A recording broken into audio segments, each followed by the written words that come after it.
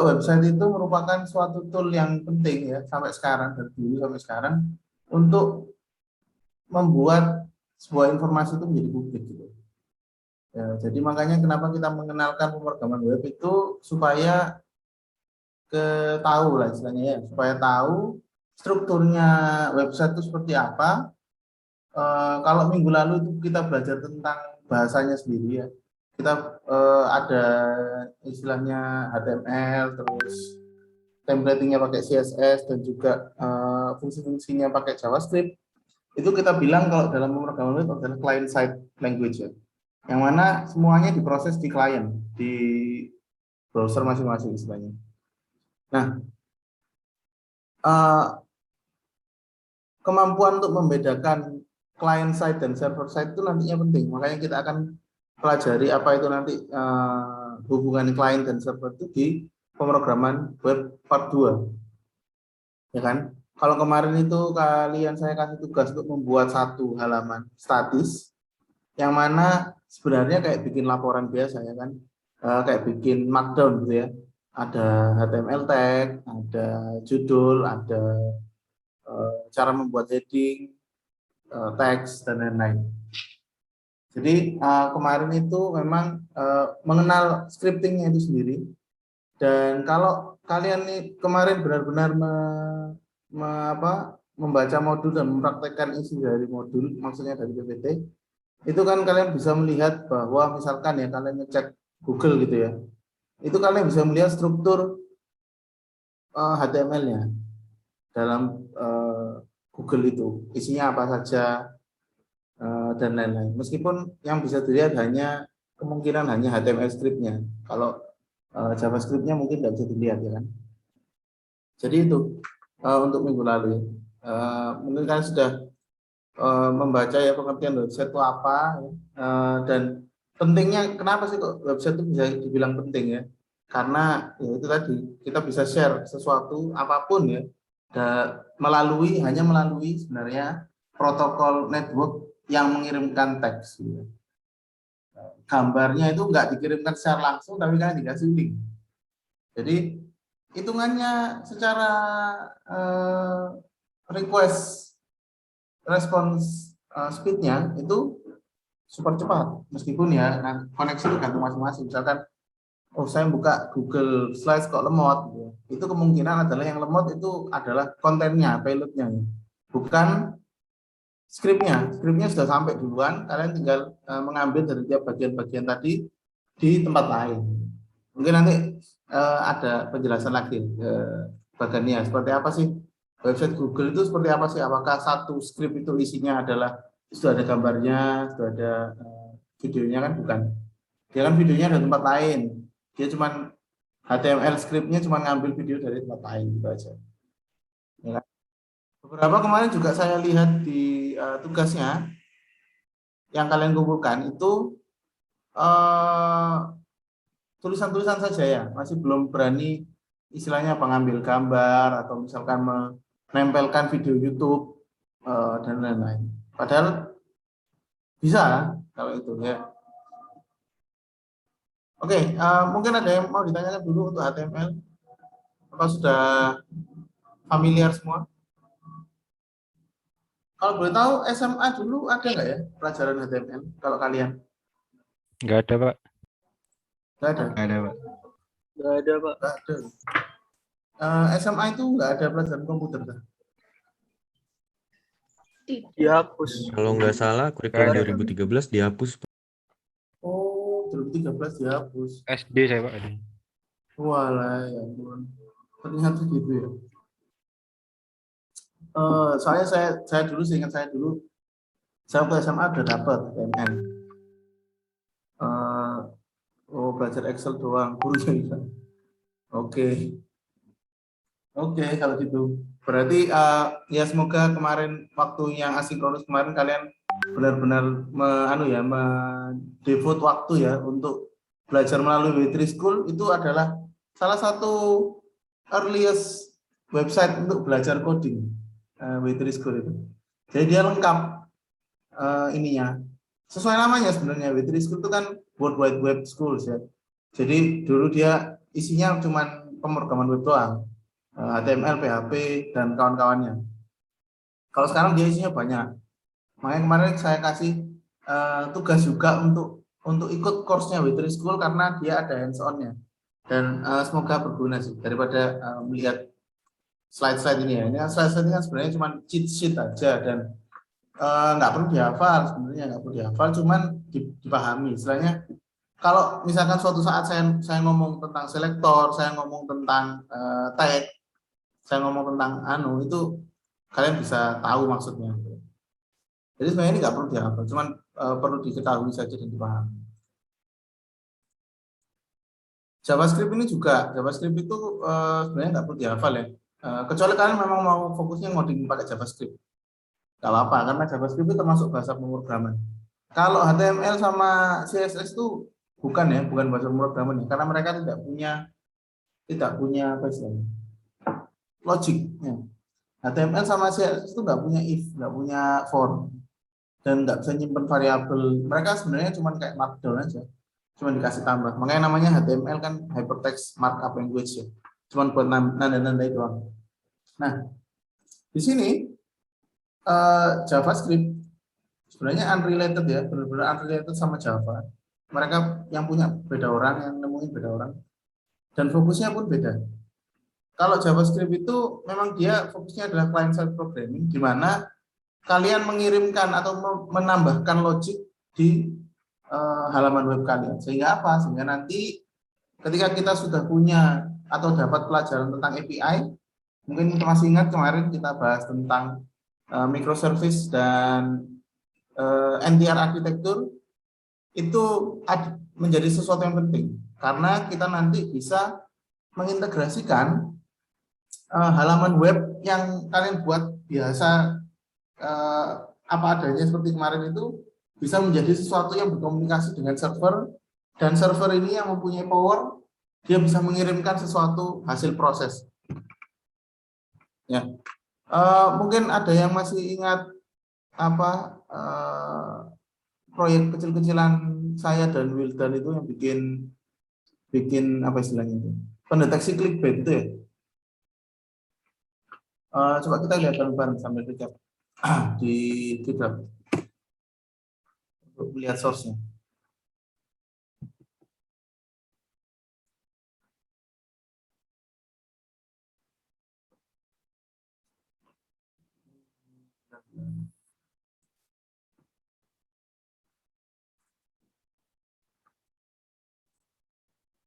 Oke.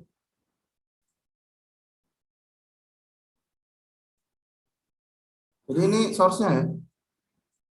Kalau mau buka itu alamatnya di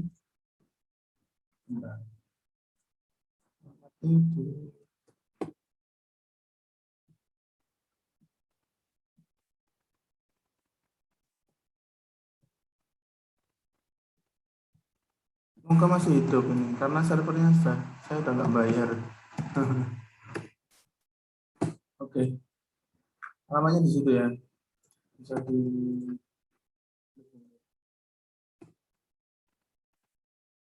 Nah, ini kan sebenarnya kalian buat kemarin ya. Ada HTML tag-nya, terus ada judul, terus ini itu ya sebenarnya template aja sih. Template aja. Terus kenapa kok dikasih ini? Ini sebenarnya cuman download CSS template ya dari tempat yang menyediakan. Beberapa framework tuh antaranya kayak Bootstrap, Tailwind ini itu sudah punya istilahnya kayak template. Jadi kita tinggal panggil kelas-kelasnya aja, library-nya istilahnya. Terus ada body tag, terus saya bisa bikin div ya dan lain-lain, terus kasih judul. Terus yang lebih penting lagi saya minta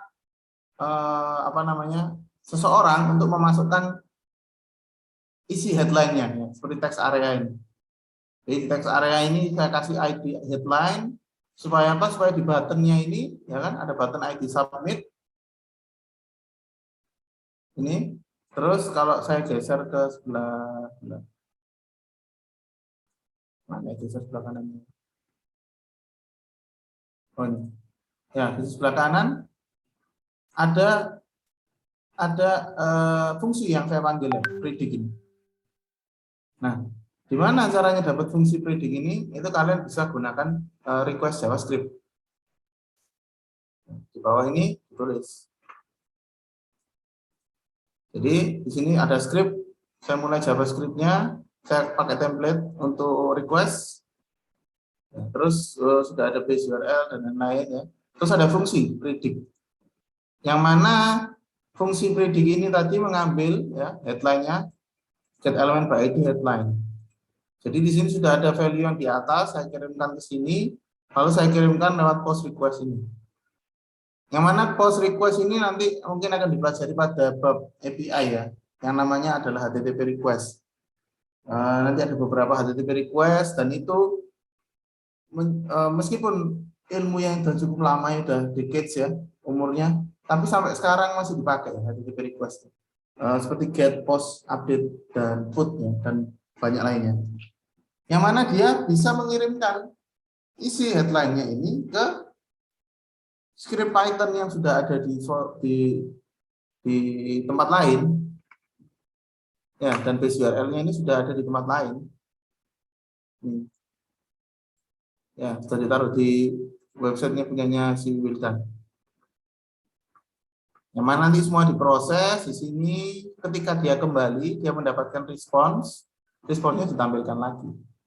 Ya, sehingga kalau misalkan kalian lihat di websitenya langsung, ya kan simple ya, gini doang.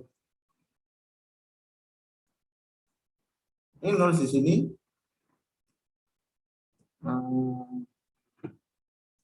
Apa ya?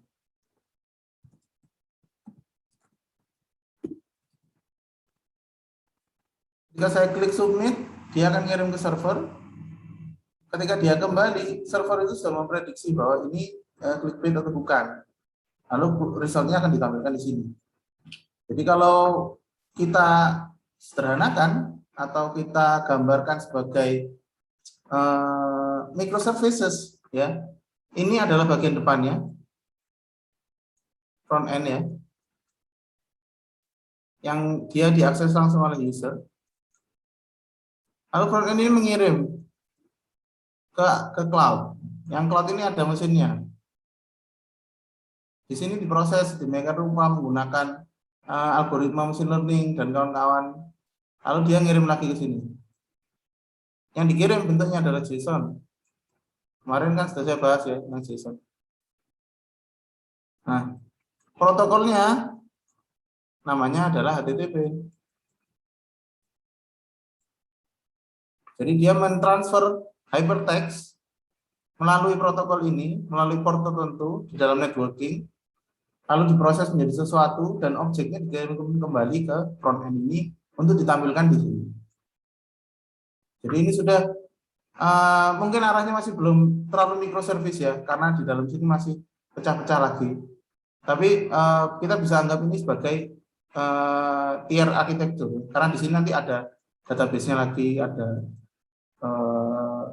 AI-nya, ada untuk memproses teksnya, ya, NLP-nya, dan kawan-kawannya.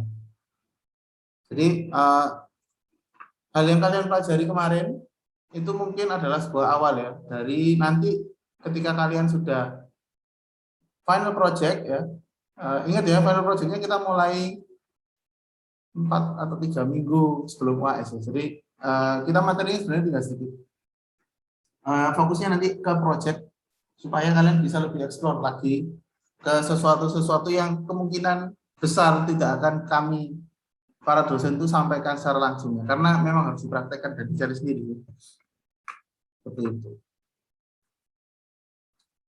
Oke, mungkin ada yang mau ditanyakan untuk yang part 1 sebelum saya lanjutkan ke part 2.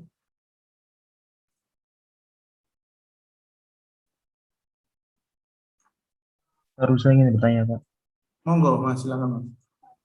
Itu tadi untuk menampilkan tampilan yang clickbait itu gimana caranya, Pak? Maksudnya tampilan itu? Enggak, kalau misalkan kalau kemarin kan saya bikin web itu cuma bisa diakses oleh saya yang punya kode Ya. sama itunya. Nah, lalu Oke. kalau misal misal saya taruh kode saya beserta isinya, beserta fotonya itu di GitHub repo, itu apakah bisa juga Pak, bikin kayak apa tadi ya, tampilan seperti itu Pak? Nah, oke Mas Waras. Jadi itu sebenarnya yang Mas Waras sampaikan adalah spoiler untuk midterm project.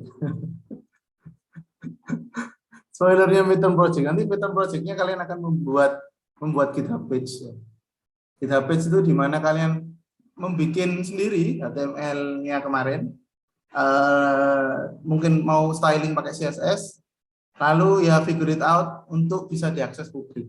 Kalau kemarin kan kalian membuatnya satu script ya, satu HTML yang mana itu dikumpulkannya lewat Aula, terus saya buka di browser saya. Terus kalau ini kok bisa diakses lewat GitHub atau diakses lewat alamat lain, misalkan kayak misalkan website FTMM nih, kok bisa? Itu padahal isinya juga HTML, kok bisa diakses orang banyak? Nah, itu yang akan kita bahas di part 2 ini. Yang pentingnya namanya web server, di mana ada satu mesin sendiri yang khusus untuk mengelola web. Nanti saya akan tunjukkan juga di balik website FTMM ya. Kebetulan saya yang bikin juga, jadi saya bisa akses belakangnya supaya kalian bisa tahu. Oke?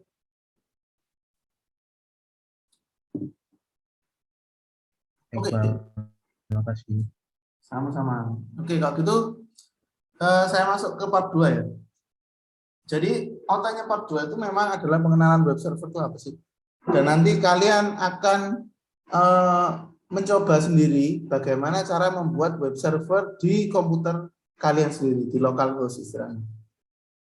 Yang juga nggak bisa diakses ya, karena memang kita nggak punya IP public. Nah, sulitnya mengajar pemrograman web tanpa mempelajari networking dulu adalah yaitu tadi. Kita mungkin banyak dari kalian masih belum tahu gimana sih internet itu kerjanya. Kita kok bisa sih connect internet? Gimana sih orang itu bisa tahu alamat komputer kita atau alamat IP rumah kita? Itu yang sayangnya tidak akan kita dapatkan di sains data kalau nggak salah ya. Kayak kalau nggak salah di kurikulum nggak ada. Tapi ya saya mencoba menjelaskannya semudah mungkin tanpa harus menjelaskan rumitnya networking. Oke, kita nanti akan belajar tentang web server itu apa. Web server itu juga ada banyak jenisnya, ada yang cuma bisa men-serve ya, menyajikan PHP, ada yang juga bisa menyajikan Python dan bahasa-bahasa lain. Cuman mostly yang murah, gratisan, dan juga apa istilahnya aksesibel itu yang PHP. Terus nanti kita akan belajar tentang bedanya. Kalau kemarin kita bikin halaman statis, apa bedanya dengan halaman dinamis? Kalau statis itu kayak kemarin ya sebenarnya, nggak bisa diapa-apain, nggak ada yang berubah dari tampilannya. Kalau dinamis itu ya yang kayak saya tunjukkan tadi barusan, di mana jika ada respon baru yang datang, dia akan berubah langsung di situ tanpa harus reload ya. Jadi itu perbedaannya. Terus untuk kita lihat bagaimana kita bisa melakukan server-side programming dibandingkan kemarin JavaScript itu yang merupakan client-side programming. Lalu kita akan tahu apa itu localhost.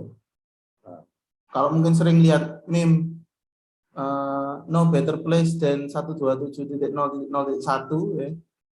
Nah itu mungkin dari kalian tuh apa sih maksudnya no better place than 127.0.1 itu sebenarnya adalah alamat IP yang merujuk ke localhost dan nggak akan dipakai oleh orang seluruh dunia kecuali komputernya masing-masing.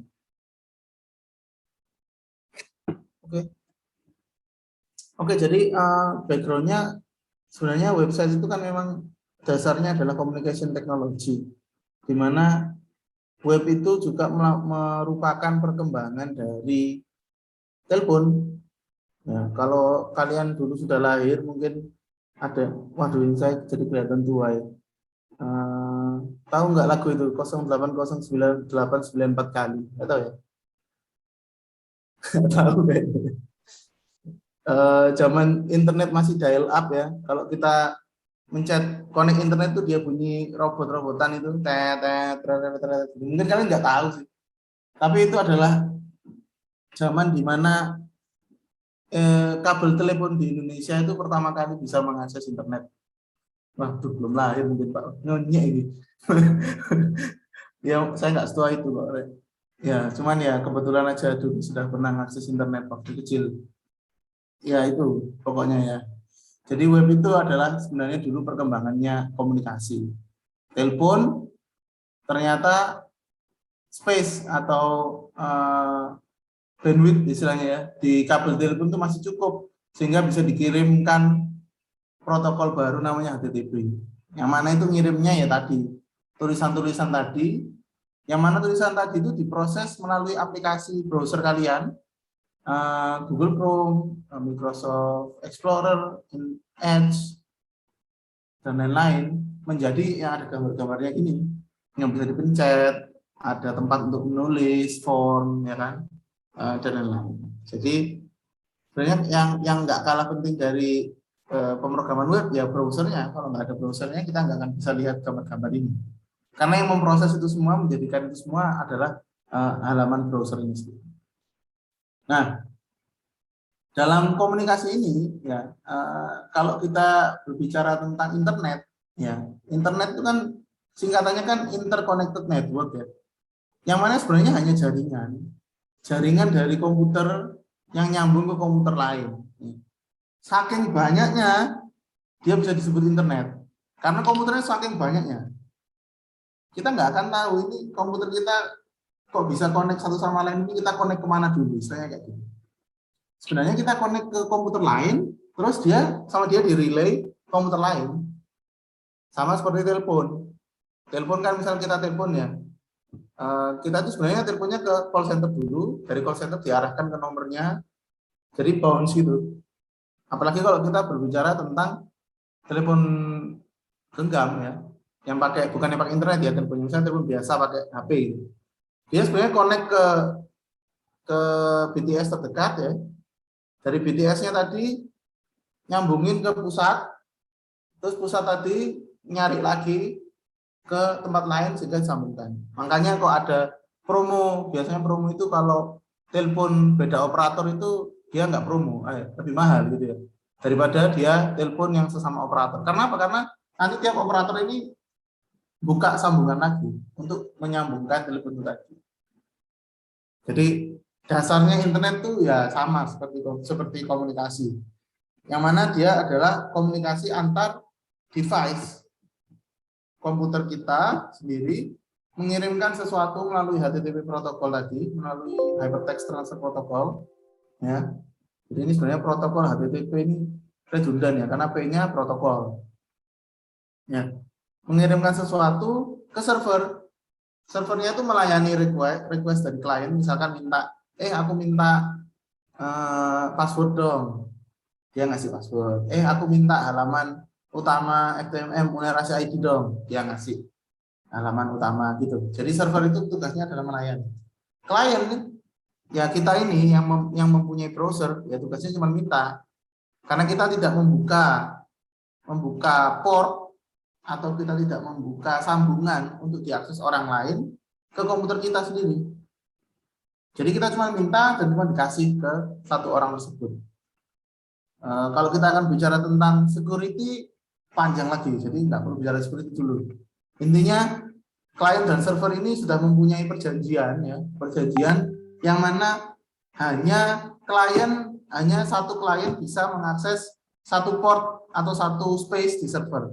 Dan server itu nggak akan salah memberikan ke kliennya. Nah, kalau kita bicara tentang security atau hacking, itu ada istilahnya namanya man in the middle attacks. Yang mana ada orang yang bisa menyadap tengah-tengahnya itu tadi, sehingga ketika kalian mengirim request, orang yang di tengah itu tahu, ketika servernya mengirimkan respon, orang yang di tengah itu bisa tahu dan bisa diganti responnya. Nah, itu sebenarnya salah satu hacking yang paling dasar ya, man in the middle attacks. Ini bisa dibaca-baca tentang itu kalau tertarik. Tapi di sini nggak ada kuliah tentang itu. Jadi intinya adalah internet itu adalah komunikasi. Oke? Nah, dalam server atau dalam komputer kalian, jadi klien sama server ini kita anggap saja berbeda. Padahal mungkin secara device kemungkinan besar juga sama-sama komputernya. Cuman mereka tugasnya berbeda. Kalau yang kita sebut klien itu dia hanya bisa meminta dan menerima, ya. Kalau server itu tugasnya adalah melayani. Sesuai namanya server. Nah, biasanya dalam server besar itu dia mempunyai namanya perangkat lunak bernama web server.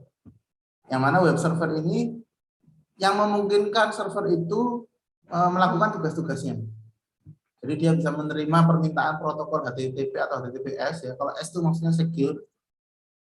Terus dia bisa mengirimkan respon, dia bisa menyimpan data, dia bisa caching, dia punya security system dan lain-lain. Jadi web server itu adalah pusat, istilahnya kayak pusat perdagangan gitu ya. Yang mana dia melayani semua permintaan yang datang ke sana. Mungkin kalian pernah nonton itu Break It Ralph ya. Film itu Break It Ralph ya. Si siapa yang anak kecil itu yang dia glitch itu, dia kan waktu kabur ke internet itu kan nemu tempat besar ya, nemu tempat besar gedung dan tempatnya itu ada orang keluar masuk di situ, datanya keluar masuk. Ya anggap aja itu kayak server. Ada yang masuk permintaannya, yang keluar ada responnya. Responnya diterima dan ditampilkan lagi ke user. Jadi kemarin, kenapa saya bilang kemarin microservice dan three-tiered architecture itu penting, itu karena kalau kita berbicara tentang web, kebanyakan arsitektur yang dipakai adalah seperti itu. Karena keunggulannya ya jelas ya, bisa diakses orang banyak, keunggulannya itu. Makanya kita harus memisahkan antara server dan juga klien. Oke. Nah, web server itu bisa apa aja ya? Dia bisa menyimpan password atau dia bisa menyediakan semacam gate, terus dia bisa menyediakan sertifikat security.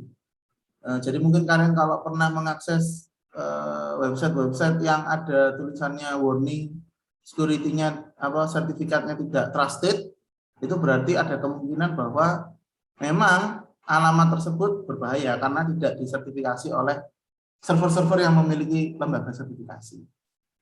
Nah, saya nggak akan menjelaskan terlalu lanjut tentang sertifikasi karena jelimet lagi ya, beda bidang lagi.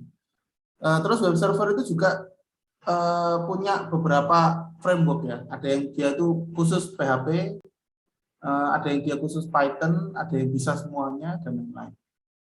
Mungkin kemarin ada yang bicara tentang stack ya, development stack. Siapa yang tanya kemarin ya? Saya ingat kemarin ada yang tanya tentang apa ya kemarin itu? Min Nanya atau tentang MERN, Pak. oh iya MERN ya, Min ya. Nah, web server itu juga punya stack seperti itu.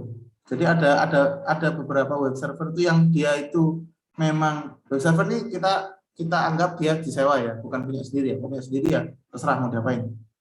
Cuman yang biasanya disewakan itu ya punya paket-paket itu. Ada paket min, ada paket men, ada paket lam, dan kemarin yang saya sebutkan kemarin banyak sekali paketnya. Ya. Dan banyak fitur-fitur lain web server itu bisa dia redirect URL, dia bisa bikin subdomain, bisa juga sebuah web server itu cuman menyimpan alamat-alamat email dan menunjukkan ke alamat IP-nya, yaitu namanya salah satu contohnya adalah domain name server atau DNS. Jadi misalkan kalian nulis google.com sama DNS itu google.com itu dibaca, oh ternyata google.com itu alamatnya adalah 8.8.8.8, baru kalian diarahkan ke sana. Jadi yang kalian baca selama ini itu sebagai alamat web yang mudah dibaca, sebenarnya isinya cuma angka.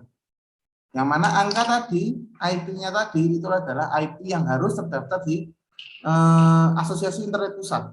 Maka dari itu kenapa kita nggak bisa semerta-merta, misalnya kayak Mas Faras tadi ya, saya bikin HTML ini di komputer saya. Orang lain kalau mau ngakses itu harus tahu alamat saya. Nggak bisa.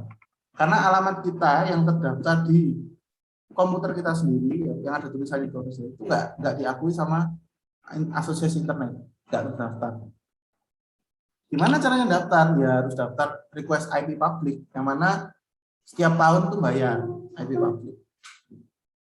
Jadi kayak UNER tuh punya IP public 202 titik sekian tuh ya. Saya lupa alamatnya. Yaitu sudah punyanya UNER, sudah terdaftar UNER ACID. Dia nggak bisa diambil orang lain dan ya kecuali UNER lupa bayar terus diambil orang gitu ya, saya nggak tahu ya. Bisa jadi sih.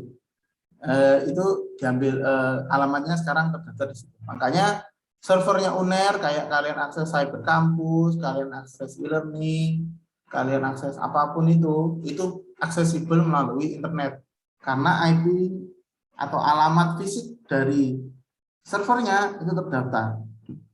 Gitu. Nah ini jenis-jenis server ya, ada banyak ya, nggak perlu dihafalin ya.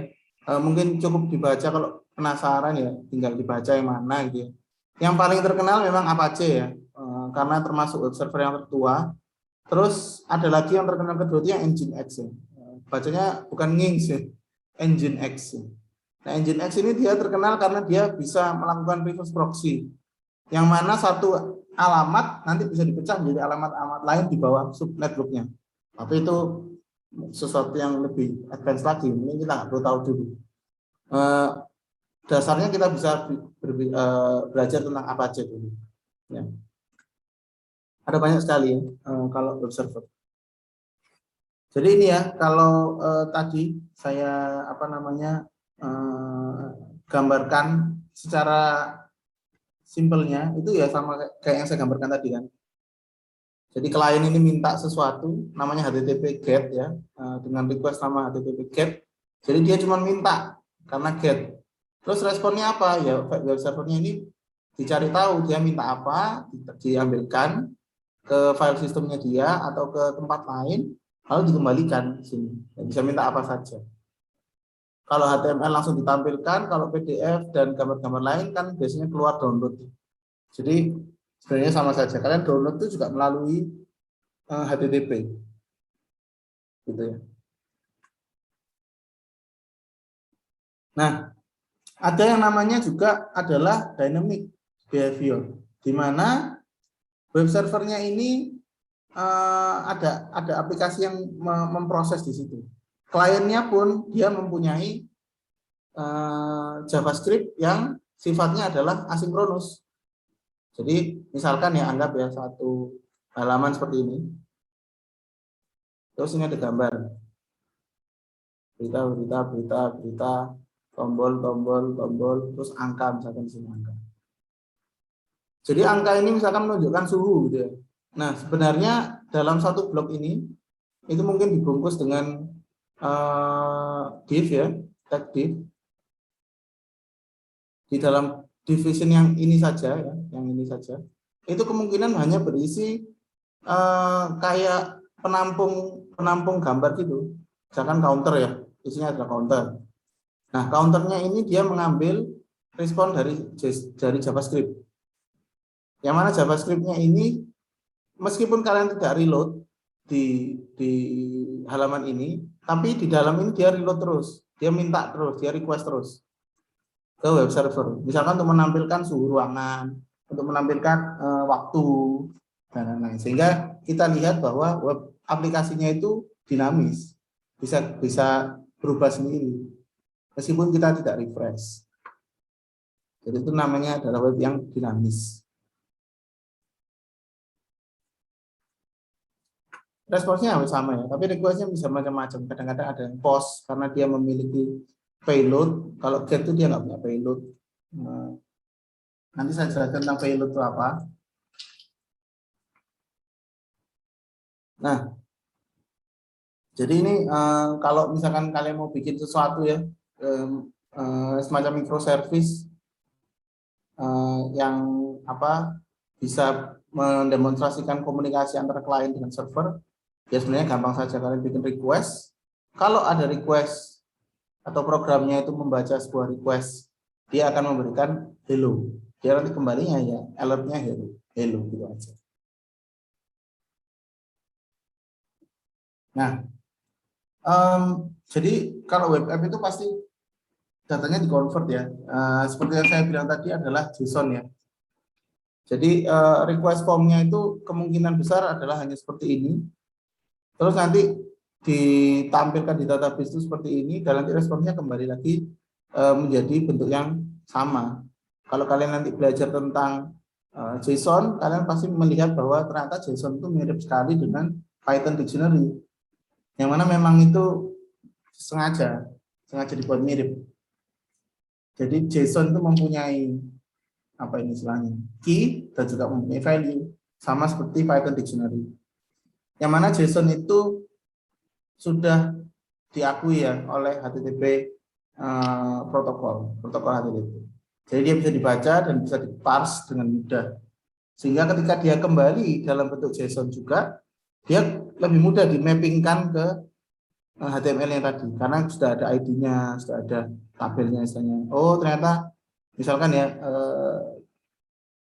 di dalam tag div yang ini itu isinya adalah value dari key rating misalkan. Jadi sudah gampang terlihat. Jadi itu intinya adalah data conversion. Apapun yang dikirimkan melalui internet harus dikonvert dulu menjadi halaman yang mudah, bentuk file yang bisa dilewatkan lewat jalan HTTP tadi. Jadi nggak semua file, kayak misalkan file gambar ya, file gambar itu protokolnya beda. Makanya file gambar itu kebanyakan pakai form upload sendiri, dia nggak bisa jadi satu dalam sebuah teks. Karena dia bentuknya beda, dia di uploadnya melalui jalan yang berbeda. Ada namanya jalan namanya file transfer protokol. Itu portnya beda, isinya beda. Kalau kita bicara tentang networkingnya juga jenis paketnya beda. Nah, kenapa kok kita perlu namanya web app atau sebuah aplikasi di web? Ya karena pertama dia bisa diakses publik, ya kan? Terus URL-nya itu bisa langsung jadi action, ya. Misalkan get tadi, terus presentasinya bisa ditampilkannya bisa menjadi HTML dan CSS yang bisa diakses oleh mungkin sekarang hampir semua device, ya, bisa mengakses HTML dan CSS. Misalkan kalian disuruh milih ya, misalkan mau akses e-learning tapi harus download aplikasi dulu di HP atau aksesnya lewat website saja. Pasti kebanyakan milih langsung lewat browser aja, nggak perlu download ya. Itu keutamaan dari web juga. Terus web app itu juga bisa menentukan apa yang akan dilakukan user berikutnya. Kita bisa mengkontrol, kita bisa memanipulasi ya, dengan cara lain untuk user itu melakukan sesuatu. Ya, seperti misalkan Instagram. Instagram itu dasarnya adalah web app ya, di mana yang kita download di komputer kita itu kan cuma kliennya saja, aplikasi istilahnya kayak browsernya. Yang kita akses kan semuanya dari server Instagram. Nah, gimana sih caranya HP kita scroll Instagram itu nggak habis-habis, misalkan. Nah, itu sudah salah satu bentuk manipulasi behavior manusia. Yang mana sebenarnya kita juga bisa lakukan itu sendiri ketika kita tahu caranya dan kita tanamkan di web servernya.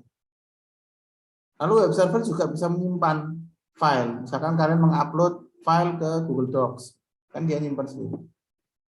Dia punya data access dan storage. Oke, sampai sini ada yang mau tanya dulu untuk web app atau web server?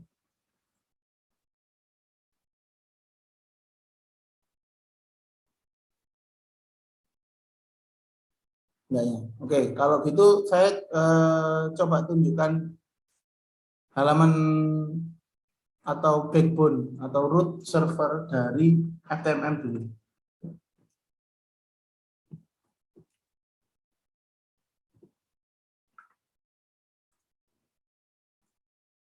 Tapi pengen bertanya Pak. Ya, silakan Mas. Tapi agak keluar materi tadi Pak ya? Apa? Agak keluar yang web server dan web app. Kenapa? Saya penasaran istilah cache sama cookies itu apa Pak maksudnya? Oke, kalau istilah cache sama cookies itu adalah apa ya? Kalau cache itu semacam penyimpanan sementara ya. Anggap aja cache itu kayak, jadi kayak gini. Misalkan kalian mengakses video di YouTube, ya. Nonton apa gitu, match sepak bola misalkan. Terus kalian nonton match sepak bola yang ke-save misalkan ya. Kalian nonton misalkan baru 20 menit, terus kepengen nonton nanti lagi ya. Nah, informasi yang ada di situ, kayak kalian itu nontonnya itu sudah 20 menit, terus gambar yang sudah di buffer, itu disimpan dalam cache. Sehingga nanti lebih mudah diakses. Misalnya cache itu kayak penyimpanan sendiri, yang ada di lokal kalian, komputer kalian sendiri, sehingga apa? Sehingga kalian waktu mengakses, nggak perlu request ke atas lagi. Kalian cuma mengakses yang ada dulu, sambil nonton, ya. Nanti kalau udah mau deket habis cache-nya yang ada di lokal, dia baru minta lagi, request lagi keluar. Itu cache. Kalau cookies itu semacam script, ya, semacam script yang mana dia digunakan untuk men-tracking orang. Misalkan kalian login di YouTube, terus kalian close, nggak kalian log out ya. Kalian nggak buka YouTube lagi, udah langsung otomatis masuk login. Meskipun dia request dari awal. Ya kan hitungannya request dari awal tuh. Saya sudah tadi sama di YouTube, terus saya close, terus kalian reload YouTube lagi. Yang mana kan kalau dalam proses internet itu kan berarti kliennya minta YouTube lagi untuk mengirimkan halaman utamanya. YouTube-nya ternyata lihat tuh, kamu sudah punya cookies gitu loh. Udah tak kasih halamanmu. Tak kasih halaman loginmu. Nah, itu cookies gunanya. Jadi bayangkan aja, kalau nggak ada cookies, kalian buka YouTube, sudah login, masuk, terus kalian milih video, suruh login lagi, males kan? Ya, itu tujuannya cookies, supaya bisa nge-track. Jadi kalau cache itu yang penyimpanan lokal, cookies itu untuk tracking kalian. Makanya kan kalian coba clear cookies, ya otomatis kalian nanti harus login ulang, kadang-kadang harus misalnya dianggap kalian tidak pernah mengunjungi website tersebut. Gak tahu kenapa kok disebut cookies ya, mungkin karena dari cookie crumb ya, kayak remahan cookies itu kan dari cerita-cerita folktale itu kan bisa dilacak istilahnya ya, traceable by cookie crumbs gitu kan, makanya dinamain cookies. Kalau nggak salah gitu sih, kenapa kok dinamain cookies. Kalau case, saya nggak tahu kenapa dinamain case. Bacanya aja sulit. Baik, terima kasih. Oke, sama-sama. Oke, jadi ini bisa dilihat ya, saya mengakses FTMM Unair ACID dengan port yang berbeda. Ada titik 2, terus saya nulis portnya 2083, ini jangan disebar ya. Karena port ini sebenarnya adalah kayak istilahnya kayak nomor rahasia gitulah, nomor pintu rahasia. Kalau standar HTTP port itu adalah 80. Jadi port 80 itu selalu bisa diakses semua orang. Kecuali HTTPS. Nah, HTTPS beda lagi portnya. Kalau ada gemboknya berarti HTTPS. Nah, 2083 ini adalah pintu di mana saya bisa mengakses dapurnya, istilahnya dapurnya dari website FTMM. Coba saya bukakan website FTMM.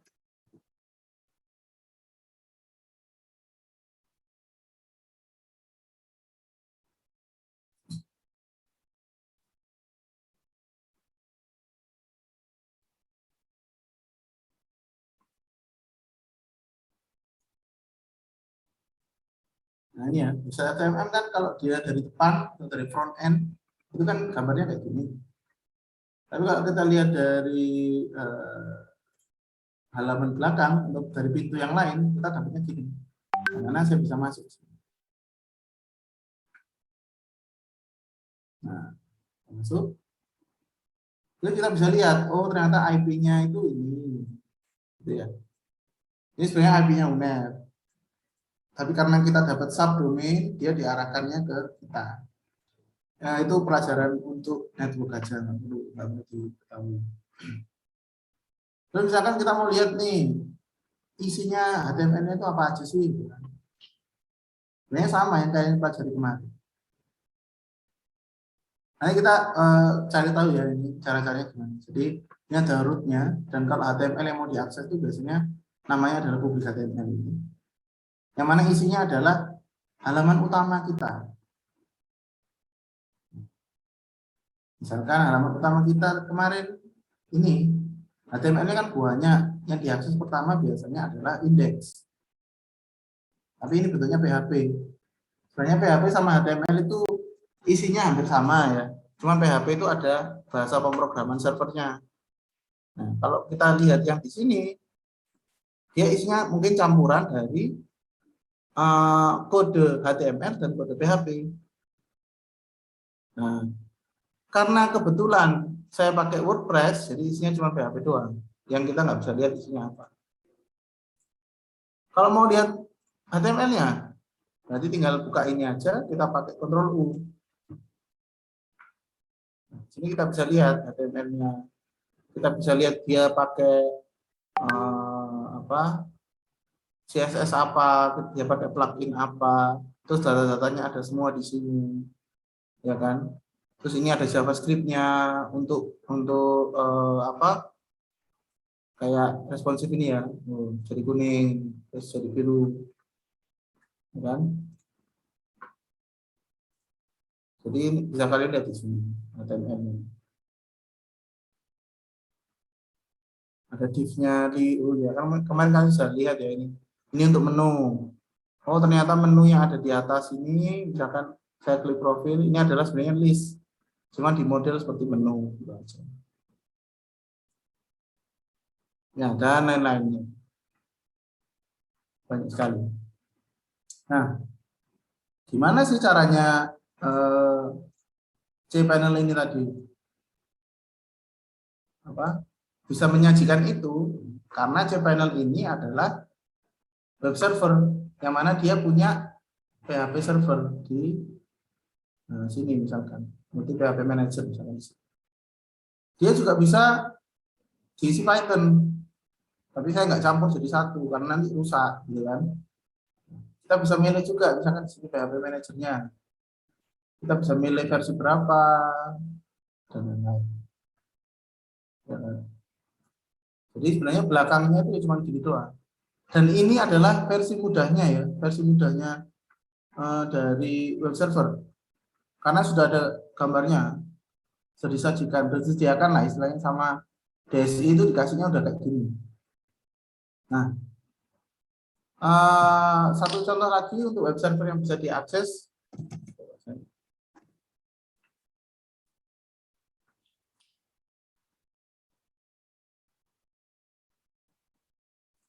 Ya, karena kebetulan saya juga admin dari News UNER, saya juga punya akses belakangnya.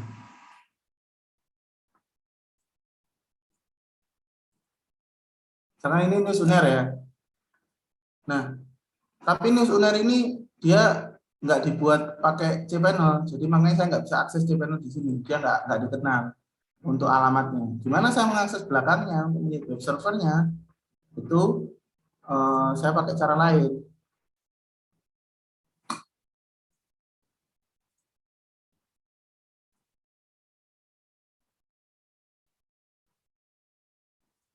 Bisa nggak ya?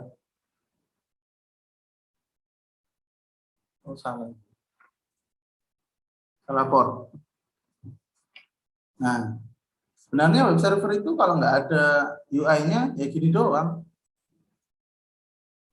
Saya mau ngecek PHP versinya di sini, saya mau akses database misalkan di sini, misalkan ini nggak boleh ya.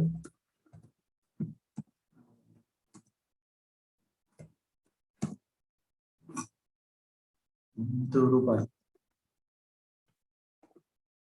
Nah, saya bisa akses database di sini. Mau query juga bisa. Mau akses PHP-nya. Sebenarnya cuma gini doang. Jadi isi dari server ini sudah berisi stack-stack yang tadi. Ya, kebetulan ini adalah stack-nya adalah AMPP ya. Jadi LAMPP ya. Jadi Linux, Apache, MySQL, PHP, Perl. Nah, jadi kebetulan Ini stack-nya adalah LIT. Oke, itu tadi contoh-contoh singkat aja untuk melihat aslinya web server itu bentuknya kayak gimana. Nanti kalian akan belajar menginstal web server untuk lokal kalian sendiri, yang tujuannya untuk belajar. Dan kalau web server itu kalian install lokal, itu dia nggak bisa diakses melalui internet. Kecuali kalian punya LAN. Nah, kalau LAN bisa diakses. Saya kalian connect dalam satu LAN, nyambung kabel atau melalui WiFi dengan setting tertentu, itu kalian bisa mengakses komputer teman kalian yang lain. Bisa mengakses websitenya, misalkan websitenya cuma lokal, ada di komputer itu saja. Atau misalkan teman kalian itu punya repositori film bajakan, misalkan dia. Nah, itu bisa ditaruh di komputer. Ya, saya sering pengalaman aja sih. Dulu waktu di ITS itu ada satu komputer, satu server yang ada di gedung informatika itu, namanya itu adalah komputernya itu namanya adalah Kambing. Nggak tahu kenapa namanya Kambing. Pokoknya Kambing IP-nya. Nah, isinya Kambing itu film-film bajakan semua dan sangat update. Terus karena dia itu lokal network, kalau dulu di ITS bisa cuman kayak ngopi filmnya. Jadi kalau sekarang mungkin nggak relevan ya, karena sekarang streaming udah cepat, nonton YouTube udah cepat. Kalau dulu kita semua harus buffering, dan buffering itu gambarnya jelek-jelek ya. Dulu server Kambing itu sangat sangat bermanfaat gitu, untuk nonton film bajakan gitu. Jadi gunanya IP itu bisa macam-macam kalau kita mau mengeksplor lagi. Nah, ini kita nggak perlu bahas ya. Terus ini kemarin saya sebutkan sedikit ya, MVC structure. Yang mana MVC ini mirip ya, atau konsepnya diambil dari three-tier architecture. Ya kan? View itu isinya cuman apa istilahnya, berurusan dengan user, ya kan? Terus controller itu isinya logiknya, dan model itu isinya ya datanya, database-nya. Jadi semuanya dikontrol oleh controller, yang mana controller ini berlaku atau acts as apa istilahnya, pelayan gitu ya. Dan dia mengambil data dari model lalu disajikan ke view, dan view nanti bertugas untuk memplating ya, misalnya, supaya dia terlihat cantik dan gampang dibaca oleh manusia. Ini struktur yang umum digunakan, dan mungkin kalian akan gunakan juga. Beberapa framework PHP, kalau kalian belajar PHP, tertarik belajar PHP, silahkan. Seperti Laravel dan CodeIgniter, itu dia pakai MVC structure, di mana di situ kita dengan mudah bisa membagi tugas ya. Kamu bagian desain, aku bagian aplikasinya, kamu bagian database. Itu dengan adanya MVC structure, karena mereka sudah saling berhubungan satu sama lain. Nah, salah satu contoh adalah review restoran, misalkan. Contohnya gimana sih? Oh ya, jadi misalkan gini, gimana caranya? Misalkan kalian sudah punya MVC ya, sudah punya MVC view control model. Saya punya pertanyaan, gimana caranya kita membesarkan font size-nya untuk reviewnya? Di mana saya harus ganti untuk MVC? Ada yang bisa jawab?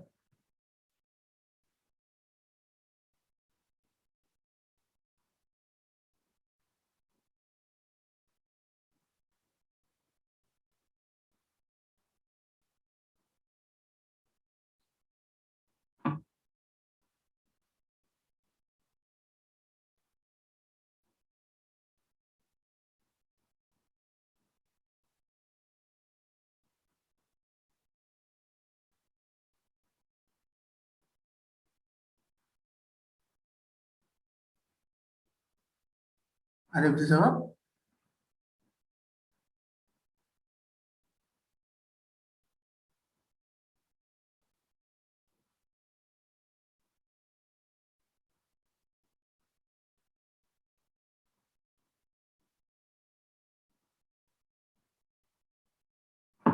Nggak ada. Kalau kita mau membesarkan fontnya, kita gantinya di script yang mana?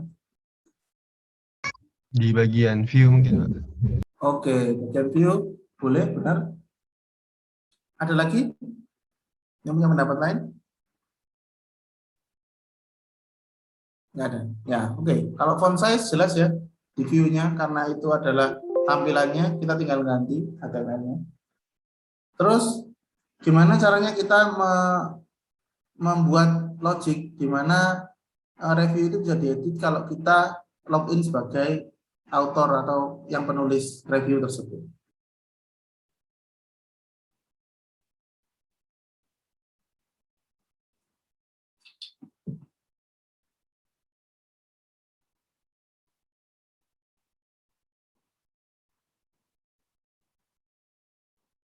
Controller, Pak. Oke, betul, controller ya. Karena isinya adalah logic. Terus kalau mengganti rating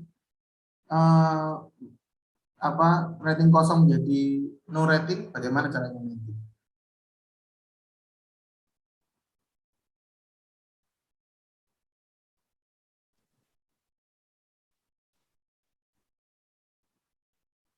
Di modelnya, ya, Pak.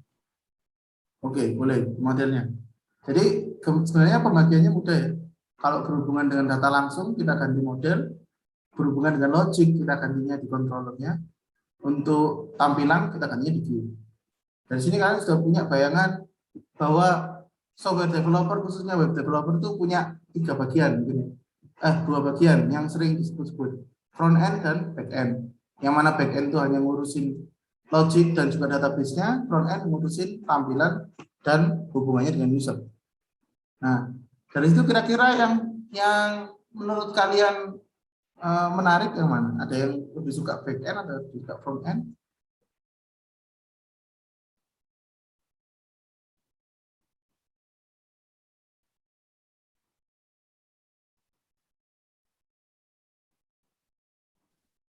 Yang front end, Pak.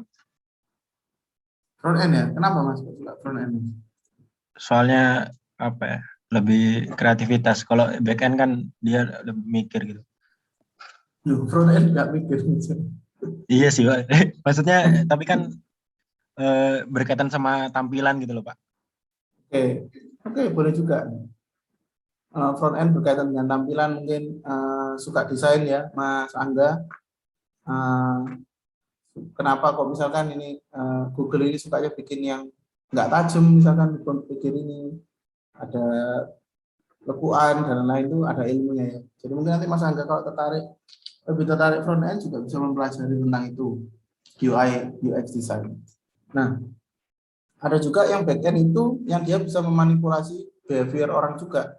Yang mana kayak tadi contohnya salah satunya adalah Instagram. Mungkin dulu ada yang nyeletuk ya, gimana sih caranya orang itu bisa lebih lama main Instagram. Terus ada yang ngide, oh gimana kalau kita buat scrollingnya itu nggak berhenti-berhenti. Nah, akhirnya dibuat seperti itu, makanya sekarang Instagram itu endless ya scrollingnya. Scroll sampai ke bawah terus tuh nggak ada hentinya. Setelah beberapa lama ada penelitian yang menyatakan bahwa itu buruk, akhirnya Instagram ngasih sesuatu. Kalian sudah update gitu ya saya. Kalian sudah nge-scroll yang baru-baru. Kalau kalian nge-scroll sangat lama banget sampai bawah ya, ada tulisannya biasanya batasnya. Yang konten yang di bawah garis ini itu sudah kalian lihat semua. Gitu. Jadi itu salah satu mungkin impact ya dari coding-codingan. Oke, saya kira udah nggak ada bingung mungkin ya tentang web server. Mungkin sekarang kalian bisa mencoba untuk menginstal web server di lokal. Sebelumnya mungkin dijelaskan dulu ya, local host itu maksudnya apa. Nah, kalau server itu kan komputer yang digunakan untuk menyimpan data atau menjadi pusat ya, jadi pusat pertukaran data dan lain-lain. Tapi server ini masih sifatnya masih klasikal ya. Kalau sekarang kan udah musim blockchain tuh, yang mana itu beda lagi dengan server. Dia kalau server itu cuma satu, kemungkinan ada di satu tempat dan meskipun dia banyak, dia bersifat menjadi satu kelompok gitu. Beda lagi dengan blockchain. Nah, komputer ini yang kalian pakai sebenarnya juga bisa menjadi server. Tapi karena sifatnya lokal, jadi dia nggak bisa diakses oleh orang lain melalui jaring internet. Seperti yang saya bilang tadi, komputer kalian itu nggak punya alamat publik. Jadi IP-nya tidak diketahui oleh orang lain yang ada di luar sana. Coba kalian bisa nggak buka HTTP localhost ini? Saya mau coba dulu.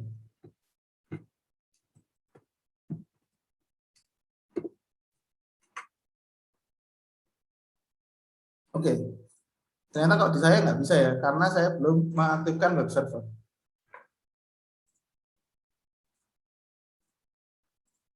Berarti komputer kalian masih belum bisa menyajikan HTML atau PHP mengeksekusinya dalam web server. Nah, fungsinya adalah untuk mencoba lokal. Jadi biasanya kalau orang bikin website itu buatnya di komputer sendiri dulu. Lalu nanti kalau sudah berhasil baru di push ke pusat ya. Mirip ya, kita kemarin belajar pakai Git, itu kita ke working directory dulu. Nyobanya gimana kalau kita pemrograman web? Ya pakai web server. Karena apa? Karena ya nggak bisa, istilahnya nggak ada interpreternya. PHP itu ibaratnya interpreternya ya web server itu. Kita nggak bisa akses melalui cara lain. Nah, setelah sudah siap, kita staging dan juga kita commit ke Git pusat gitu ya. Nah, ini ada macam-macam server localhost yang bisa kalian coba. Mungkin sekarang kalian boleh install yang XAMPP, yang mana itu karena X ya, X itu bisa untuk Windows, Linux dan juga Mac. Yang isinya Apache, terus MySQL atau sekarang namanya adalah MariaDB, PHP dan Perl. Silakan kalian mencoba mencari ya, XAMPP dan coba diinstal di komputernya masing-masing. Untuk server lain itu ada AMPPS, banyak sebenarnya, ada WAM server, terus ada UAM, isi PHP. Kalau saya pakai Laragon. Laragon itu dia bisa banyak, bisa milih ya. Dia ada Nginx, dia ada apa itu istilahnya, banyak lah istilahnya. Bentar saya perlihatkan. Nah ini ya Aragon. Dia ada kalau web itu Nginx ya kan, dan lain-lain. Settingannya di sini. Ini settingannya kelihatan nggak ya? Enggak ya? Kelihatan, Mbak. Oh kelihatan. Ya. Jadi bisa ngetik di sini. Misalkan mau pakai Apache atau mau pakai Nginx, mau pakai MySQL atau mau pakai Postgre atau mau pakai Mongo, terserah. Ya itu kan tergantung kita mau bikin aplikasi di mana sih, terus ngeceknya di mana sih. Sebenarnya saya pakai Laragon karena dia bisa ganti-ganti ini, bisa ngecek ya. Tapi kalau dasar biasanya pakai XAMPP karena itu yang biasanya dipakai untuk pemrograman web dasar. Tapi perlu dicatat ya, XAMPP itu nggak bisa Python. Laragon ini juga nggak bisa Python. Nah, gimana caranya kita pakai Python? Python ini punya istilah sendiri, namanya adalah WSGI atau apa singkatannya WSGI itu? Saya lupa. Bentar.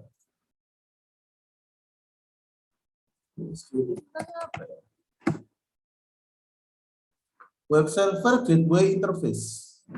Jadi kalau Python itu mempunyai aplikasi sendiri untuk menyajikan atau men-serve kode Python untuk web. Jadi nanti kita akan belajar waktu di API nanti tentang WSGI, di mana Python itu harus di-serve di web server yang khusus Python untuk bisa diakses klien lain.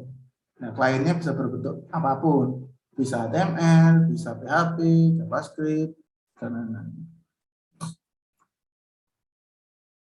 Oke? Sudah download XAMPP? Sudah, Pak. Oke, dan install?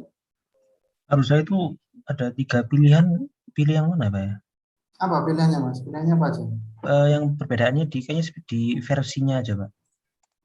Oh, pilih yang stable aja. Nah, itu yang mana, Pak? Pak, kalau Tuh. iya, kalau PHP yang biasa, maksudnya yang sekarang itu masih umum, PHP versi berapa, Pak? Oh, PHP yang minimal sekarang itu yang 7,4. 7,4 ya, Pak? Ya, kalau 8 itu masih terlalu baru dan kemungkinan tidak akan berubah ke 8 dulu. Jadi mungkin bisa download yang 7,4 ya. SMPP-nya.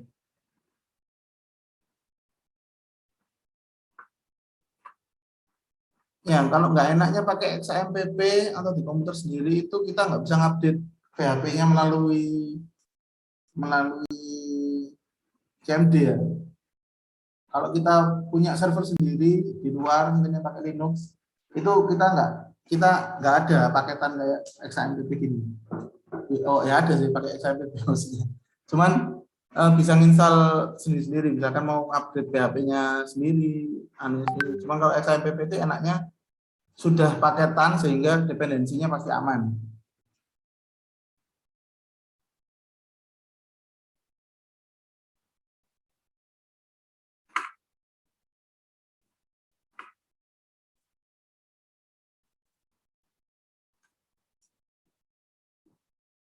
Ya, ini misalnya XAMPP-nya. Nah, sudah install XAMPP? Sudah, Pak. Oke. Ada yang bisa share screen mungkin? Saya karena nggak punya XAMPP. Kalau saya install nanti komputernya bejat karena nggak nanti tubuhan server PHP. Saya mungkin, Pak, share screen. Ya, monggo. Hmm.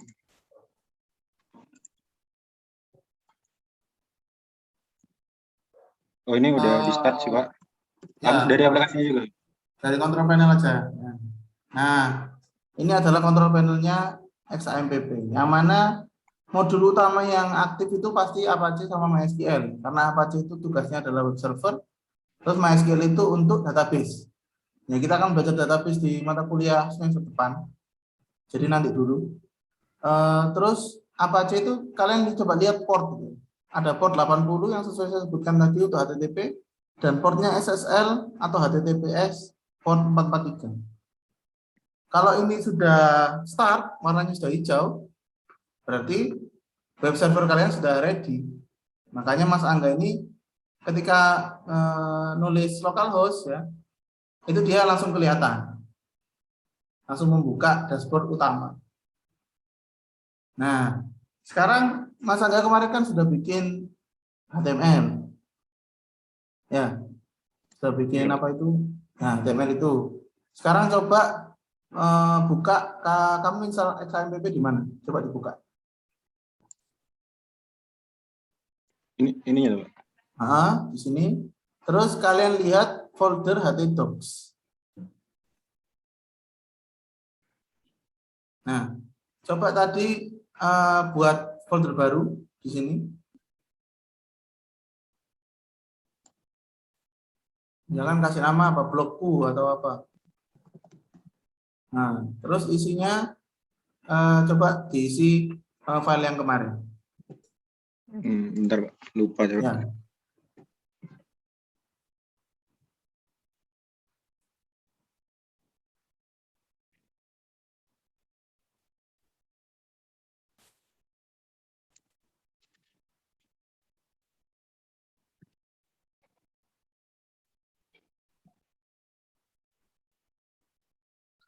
Sudah, Pak. Oke, kalau sudah, sekarang coba diakses localhost terus sesuai foldernya.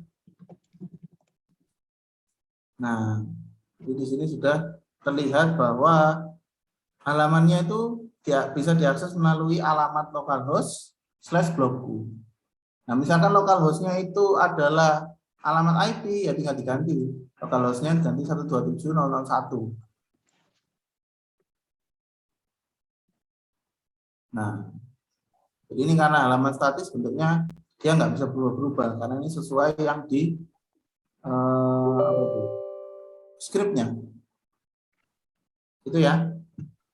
Jadi untuk struktur web sebenarnya simpel ya, struktur web kayak folder. Cuman untuk XAMPP defaultnya 127.0.1 itu mengakses isi dari folder htdocs. Nah, apa yang diakses pertama kali dalam folder htdocs itu file bernama index.html atau index.php. Misalkan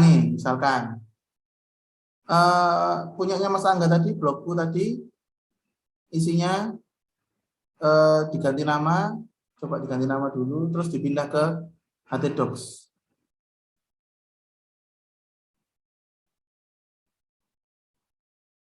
Nah, coba diganti nama menjadi indeksnya diganti nama menjadi apa ya, blogku.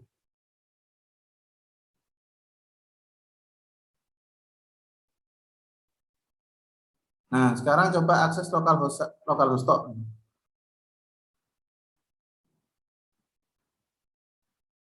Oh, nggak bisa ya. 127.1/blogku.html.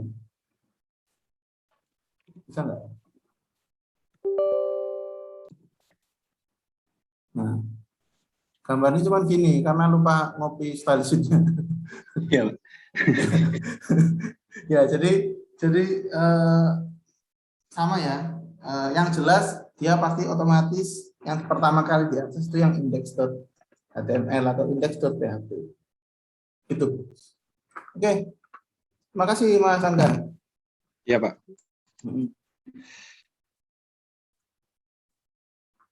Oke, jadi tadi ya, htdocs itu bisa menyimpan file atau PHP atau HTML yang mau dijalankan. Kalau mau bikin direktori baru, ya tinggal bikin folder aja, nanti dia akan akses ke direktori tersebut, folder tersebut. Kalau yang awal pertama kali tadi mau diganti sesuai sendiri, ya boleh saja, terserah. Tapi biasanya umumnya adalah bikin folder baru untuk mencoba tadi ya. Misalkan saya mau coba-coba website FTMM itu ya, saya buat sendiri dulu di laptop, baru udah siap saya push, itu bisa juga. Nah, ini tadi ya, sudah lihat pemrogramannya. Terus phpMyAdmin ini untuk nanti ya, kita pelajari nanti.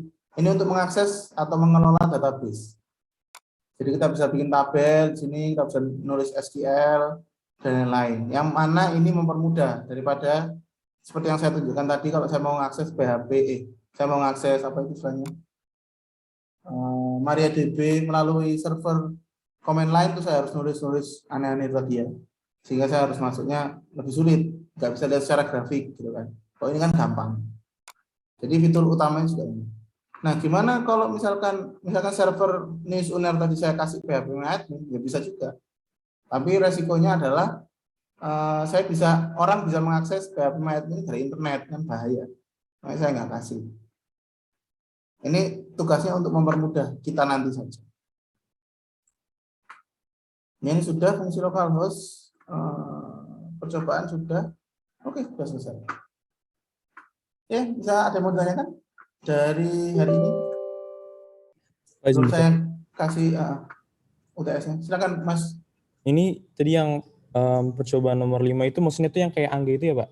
Yang HTTPS lokal terus blogku itu ya, Pak? Iya, betul. Oh iya, makasih, Pak. Sudah bisa, Mas Wira? Saya lagi coba, Pak. Oke. Ya, jadi kuliah hari ini dan kemarin, dan minggu lalu itu emang pemrograman web dasar ya, ingat dasar ya. Jadi nggak terlalu jelimet ya. Karena yang aslinya lebih jelimet lagi.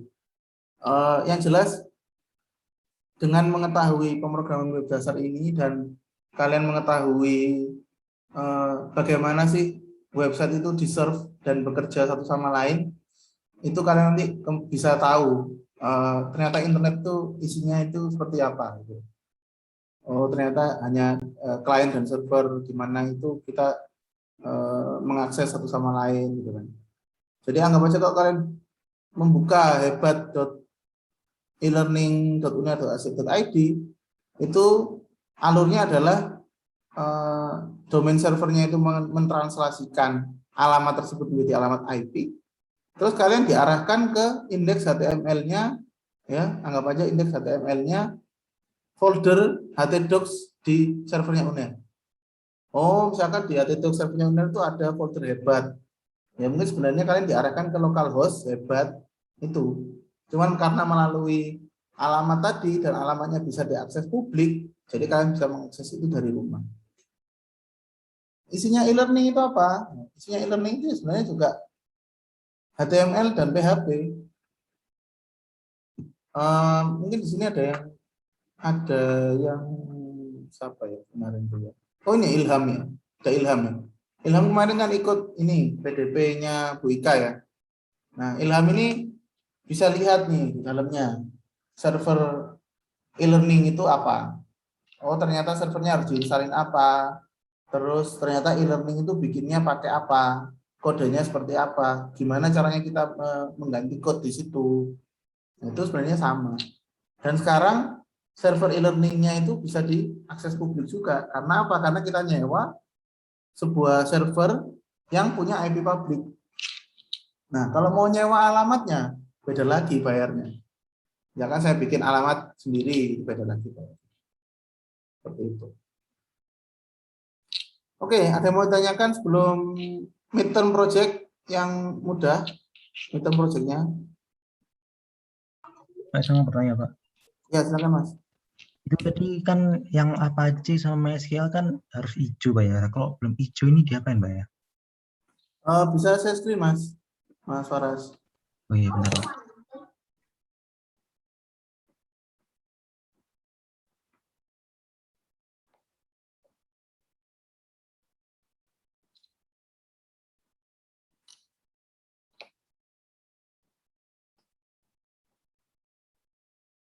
Oke, coba di start.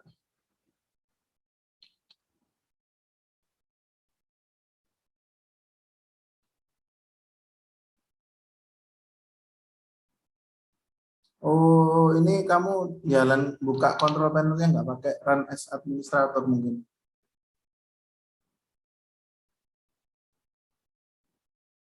Jadi di close dulu, terus run as administrator. Klik kanan run as administrator.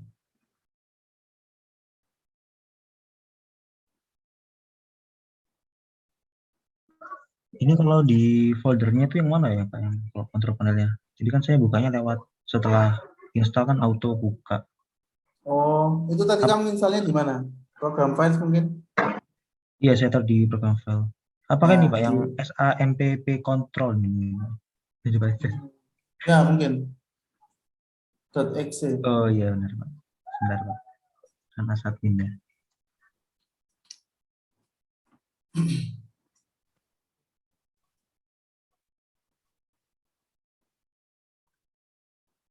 Nah, itu servisnya nggak boleh silang dulu. Nah, ini kan sudah hijau ya.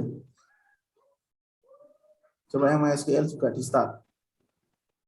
Nah, udah hijau ya Mas. Jadi tadi itu permasalahannya adalah XAMPP-nya tidak diizinkan untuk menjalankan service web server karena belum administrator. Ini berarti tinggal menunggu runningnya ini juga. Apa gimana ini? Ya, kalau sudah hijau berarti sudah oke. Lalu yang untuk yang disilang ini? Nggak apa-apa, wis biarin aja. Oke. Baiklah. Ya, itu for another day lah ya. Karena itu urusannya dengan Windows Service yang mana biasanya di start di awal. Mungkin penting kalau kamu mau bikin server beneran, kalau enggak sih nggak usah. Ini tinggal nunggu. Ini maksudnya ngeran sesuatu gitu kan Pak? Apa? Jadi dia itu bukan ngeran sesuatu, tapi dia Ini. servisnya running. Dia sudah siap untuk melayani Oh. HTTP request. Misalkan. Oh, berarti ini tinggal dicoba seperti yang Angga tadi Pak? Ya, tinggal coba. Oh, oke. Makasih Pak. Oke. Ada yang mau tanyakan lagi?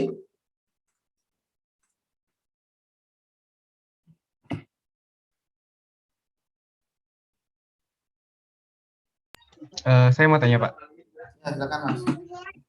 untuk penggunaan JavaScript di web programming ini gunanya selain buat selektor apalagi ya Pak? Selektor buat animasi gitu. Selain itu apalagi ya Pak? JavaScript itu kalau yang paling saya rasakan ya kegunaannya itu sebenarnya untuk request, untuk ngirim request sih.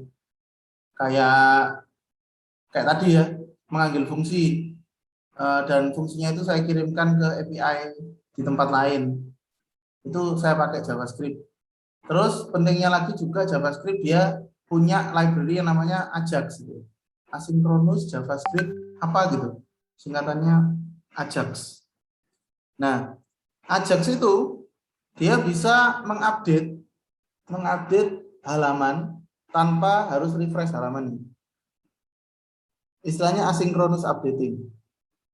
Jadi yang diupdate cuma salah satu bagian saja dalam website itu dengan konten-konten atau data-data yang sifatnya adalah dinamis.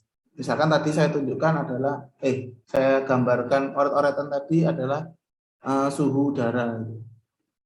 Atau bisa akses apa ya, websitenya Pak Prisma dia.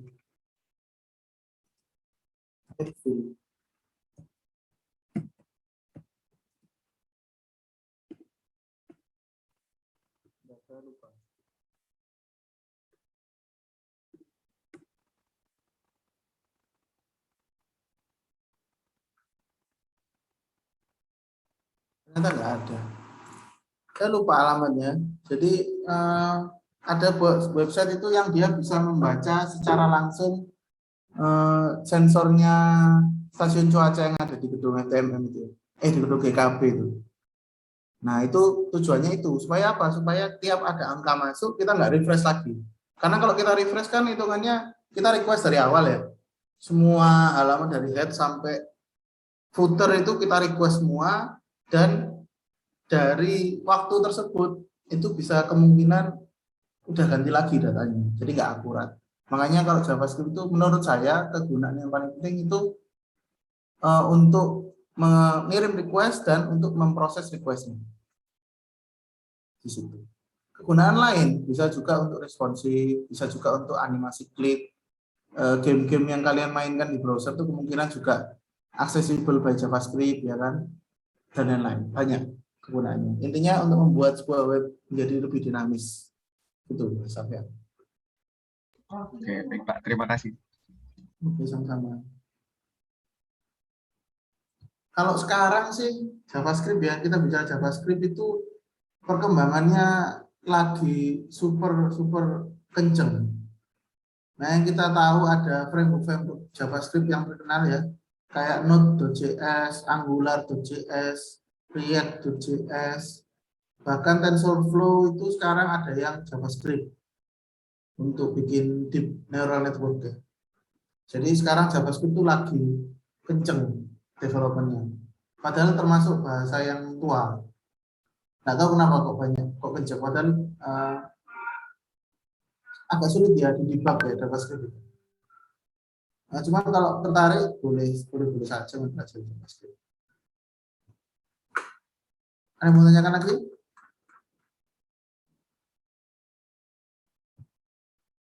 Oke, kalau tidak ada, saya akan share UTS-nya karena minggu depan itu UTS, ya nggak terasa minggu depan itu UTS. Dan seperti biasa UTS dan UAS kalau mata kuliah saya itu project aja ya. Sekarang projectnya mudah, yaitu membuat GitHub page.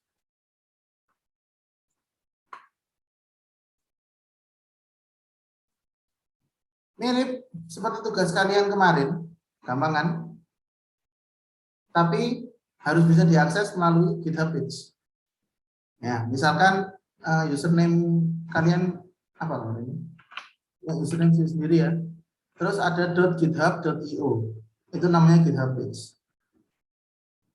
Jadi kalian membuat blog pribadi dengan GitHub page dan mendokumentasikan langkah-langkah pembuatannya, lalu juga untuk menguploadnya ke mana GitHub page-nya harus pakai Git, dan semuanya didokumentasikan dalam laporan PDF.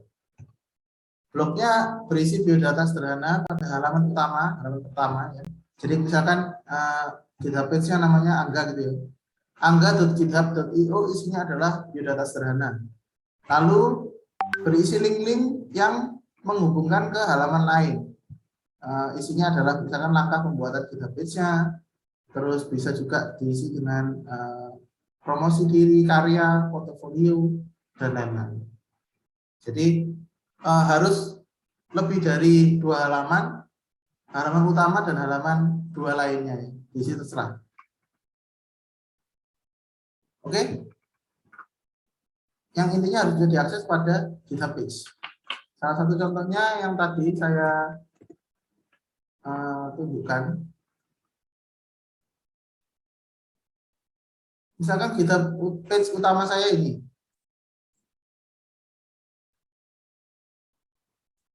Ya, bisa dilihat ini username terus GitHub.io. Terus kalau slash ada banyak lain ya, termasuk halaman saya yang tadi aplikasi ini membuatnya menggunakan GitHub page. Jadi di sini sudah terlihat gunanya GitHub page adalah kita bisa membuat sebuah website statis ya yang tidak memiliki server side programming. Ini isinya cuma HTML, CSS dan JS saja dan bisa berkomunikasi dengan server yang berisi AI dan bisa diakses orang banyak. Jadi gunanya GitHub page salah satunya itu. Dan kalau kalian lihat orang-orang developer di luar sana yang punya GitHub page itu isinya biasanya proyek-proyeknya. Salah satu teman saya.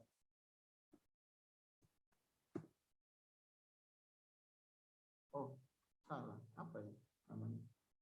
Lupa.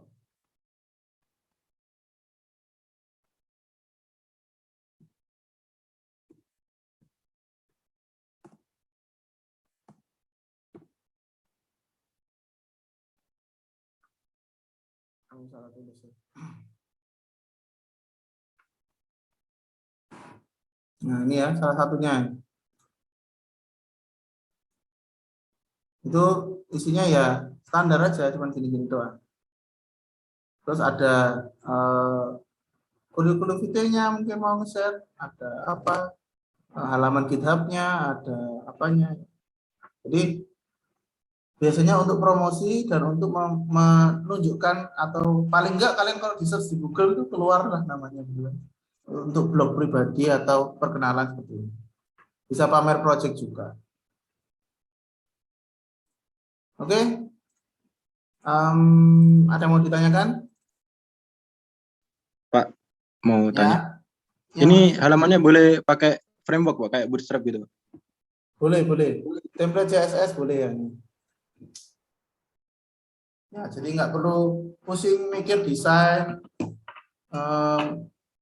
bentuknya kayak gimana ya.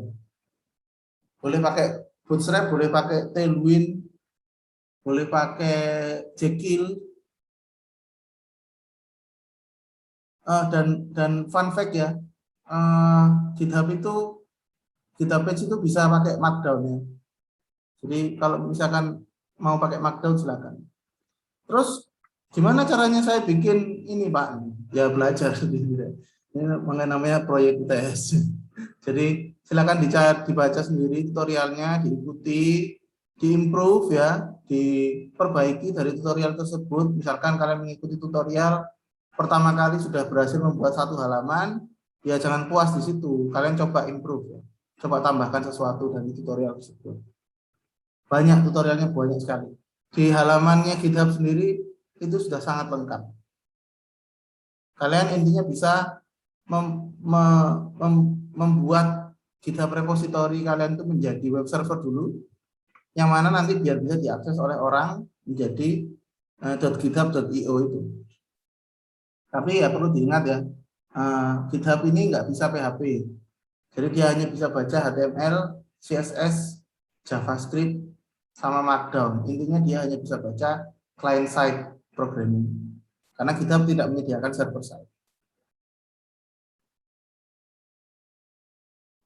Mau bekerja sama silakan ya, bikin bareng, bikin buku bootcamp gitu ya, ngecamp bareng terus ngerjain bareng silakan ya. Asal nanti blognya nggak sama, karena ini hubungannya dengan skill pribadi masing-masing untuk nanti ya. Oke, ada yang mau tanyakan lagi? kabar baiknya adalah karena UTS-nya ini hanya seperti ini ya, maksudnya bukan hanya seperti ini, hanya project, nggak perlu dipresentasikan. Jadi nanti tinggal dikumpulkan linknya saja di mana, di e-learning, terus nanti tolong saya dikasih akses ke reponya ya, untuk kolaborator untuk ngecek code-nya.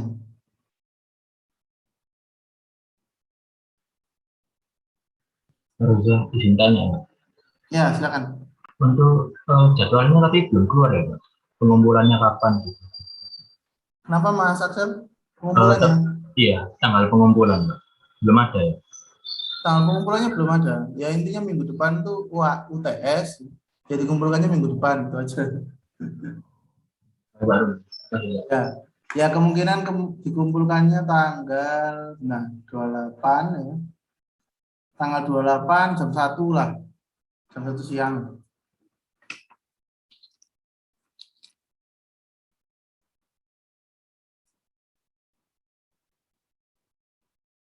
Atau tanggal 28 jam setengah 5 lah.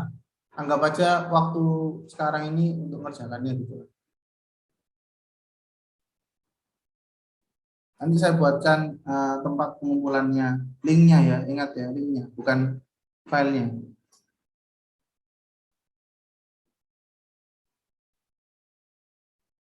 Ada yang mau tanyakan lagi? Saya tak upload soalnya ke online.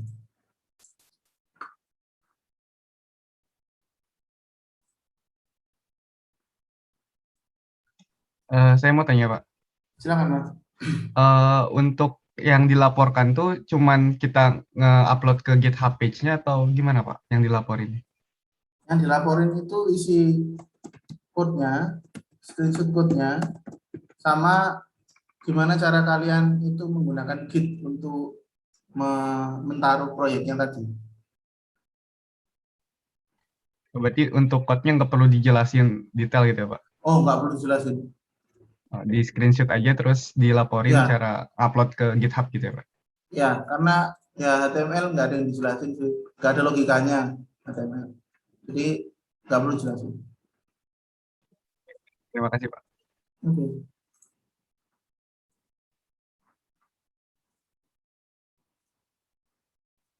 Ada lagi yang mau tanyakan? Terus ya, saya mau Ya, bertanya, Pak. Jadi silakan, Mas. saya lebih ke ini minta bantuannya. Jadi yang saya Oh, coba iya. seperti Angga Hah? itu justru hasilnya kok rusak, Pak, di saya. Bentar. Oh ya, silakan di-share aja, Mas. Apakah ada yang salah? Jadi begini, Pak, tanyaannya. Nah, indeks HTML-mu mana? Oh itu namanya harus. Iya. Jadi kalau nggak ada indeks Wow. HTML, dia akan mencari sesuatu yang dia nggak tahu, misalnya dia diakses, dia itu mau akses yang mana sih? Karena nggak ada indeks HTML-nya, makanya dia bikin seperti ini. Nah, kalau misalkan itu ya, nama filemu yang 162 itu ya, bukan? Atau yang web static? Enggak, yang web static.htm. Nah, coba diklik web static. Nah, Langsung muncul download. iya, jadi memang yang harus indeks HTML. Kalau mau diakses langsung pertama kali loh ya. Tapi kalau tidak ya tinggal di define saja namanya apa, terus .html-nya ditulis .html itu atau .php. Baiklah, terima kasih, Pak. Oke. Saya mau tanya juga, Pak. Kalau Ya, seperti ini kan, seperti yang tadi yang menampilkan itu kan, kita melalui HTML biasa pun bisa menampilkan webnya, tampilannya seperti apa. Lalu apa yang menjadi kelebihan kalau kita menggunakan localhost tadi, Pak? Kelebihannya sebenarnya adalah PHP sih. Jadi kalau localhost itu kalian bisa merunning script PHP. Itu aja sih. Kalau HTML memang hanya browser ya, dan client side script ya. kayak CSS sama HTML. Tapi kalau misalkan kalian mau ngasih logika di dalamnya dengan script PHP, itu harus pakai web server. Dan juga kelebihannya lagi, kalau kalian terkoneksi dalam suatu network dan kalian punya IP yang statik, itu kalian bisa diakses websitenya yang dalam HTTP sama orang lain yang ada di network. Gitu. Terima kasih Pak Harusa. Ya. Oke, tidak ada lagi yang ditanyakan? Oke, kalau nggak ada lagi yang ditanyakan, mungkin kelas hari ini akan saya akhiri. Silakan berkutat dengan proyeknya ya. Mungkin sebelum dapat pengumuman UTS dari mata kuliah yang lain dan jadwalnya juga kayaknya belum keluar. Mungkin juga banyak yang belum bikin soal. Jadi bisa dikerjakan dulu proyeknya. Kalau sudah selesai enak lah ya, sudah plong. Untuk Alpro 2 proyek midtermnya selesai gitu kan. Sudah lumayan ngantongi nilai bagus. Dipersiapkan untuk setelah UTS kita udah lebih fokus lagi ke Python dan bagaimana kita nanti bisa mengutilisasi Python untuk membuat sebuah web app yang keren gitu ya. Dan proyek akhirnya nanti akan menjadi mungkin final proyek kalian yang sampai saat ini paling susah mungkin. Karena perlu minggu banyak dan semacam developing project beneran gitu. Itu aja sih. Oke. Terima kasih telah mengikuti kuliah hari ini. Kalau ada pertanyaan seputar materi-materi, boleh langsung aja WA.